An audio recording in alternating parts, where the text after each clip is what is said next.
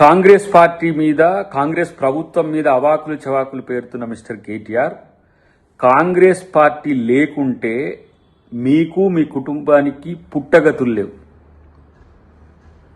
ఆ రోజున తెలంగాణ ప్రజల కోసం కాంగ్రెస్ పార్టీ తెలంగాణ ఇవ్వాలనుకున్న పరిస్థితుల్లో 2004లో మీతో పొత్తు పెట్టుకున్న తర్వాత మీ పార్టీకి భవిష్యత్తునిచ్చింది కాంగ్రెస్ పార్టీ.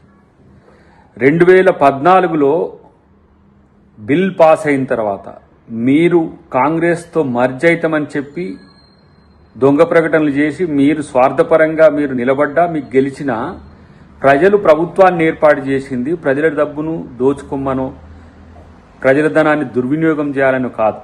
ఇలా ప్రాజెక్టుల పేరు మీద మీరు చేసిన ఏవైతే దందాలు ఉన్నాయో అవన్నిటికీ ఇలా ఏమవుతుంది, మీరు మీ కుటుంబం మొత్తం ఇలా అవినీతిమయమైన పరిస్థితి. ఒకటి లిక్కర్ కేసులో మీ చెల్లి, ఇలా కాళేశ్వరం దాంట్లో మీ బావ, ఈ ఫార్మా రేసులో నువ్వు, చివరికి ఇలా మీ తండ్రి గారిని కూడా కాళేశ్వరం కమిషన్ ముందు నిలబెట్టింది అని అంటే తెలంగాణ ప్రజలకు మోసం చేసినందుకు, దగా చేసినందుకే. కాబట్టి కాంగ్రెస్ పార్టీ మీద ఇష్టం వచ్చినట్టు మాట్లాడాలనుకుంటే ప్రజలేమీ ఆలోచన లేకుండా లేరు.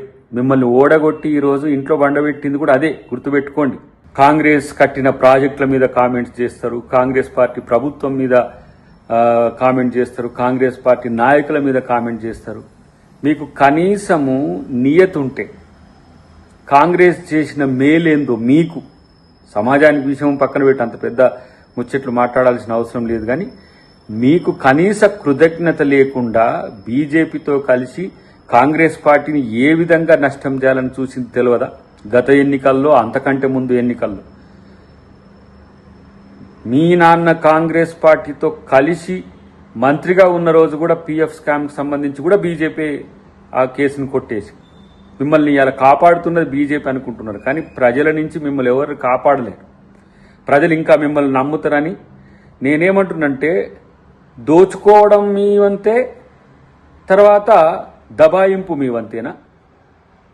దోచుకున్న వాళ్లకు దబాయించే హక్కు లేదు. మీరు దోచుకోలేదని కనుక నిరూపించగలిగితే అప్పుడు ప్రజలు మిమ్మల్ని నమ్ముతారు.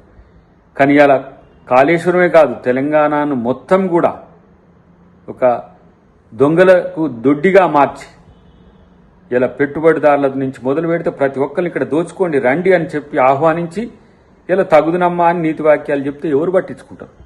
కాబట్టి కాంగ్రెస్ పార్టీ కార్యకర్తల మనోభావాలు దెబ్బతినే విధంగా ఎవరు ప్రవర్తించినా అది సహించేది లేదు. మీరు మీ దొంగతనం కాదు అని నిరూపించుకునే ప్రయత్నం చేయండి తప్పితే కాంగ్రెస్ పార్టీ మీద మాట్లాడే నైతిక హక్కు మీకు లేదని చెప్పి నేను తెలియజేస్తాను. విదేశాల్లో ఉన్నత విద్యను చదువుకోవాలని అనుకుంటున్నారా? అయితే వెంటనే ఫ్లైగ్రాడ్ ఓవర్సీస్ ఎడ్యుకేషన్ కన్సల్టెన్సీని సంప్రదించండి. మీ విదేశీ కలలను సాకారం చేసుకోండి. ఫ్లైగ్రాడ్